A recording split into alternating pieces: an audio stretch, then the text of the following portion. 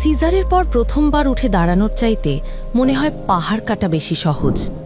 শরীর কাঁপে, ব্যথায় নিঃশ্বাস আটকে যায়, তবুও আপনাকে উঠে দাঁড়াতে হয়, শুধু আপনার ছোট্ট শিশুর জন্য। অপারেশনের ব্যথা তখনও তাজা, সুই কাটা জায়গাটা টান মারে প্রতিটা নড়াচড়ায়। চারপাশে সবাই বলে চলতে হবে, মা হলে এই কষ্ট সইতেই হবে, কিন্তু কেউ বোঝে না সেই মুহূর্তে প্রতিটা পদক্ষেপ কতটা যন্ত্রণার।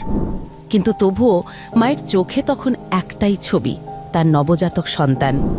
নিজের ব্যথা ভুলে তিনি শুধু ভাবেন আমাকে দাঁড়াতে হবেই, কারণ ও আমার জন্য অপেক্ষা করছে।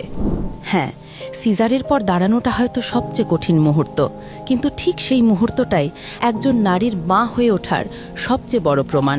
আপনি বা আপনার পরিচিত কেউ যদি এমন অভিজ্ঞতার ভেতর দিয়ে গেছেন, কমেন্টে লিখুন, কারণ আপনার গল্প অন্য একজন মায়ের সাহস হয়ে উঠতে পারে।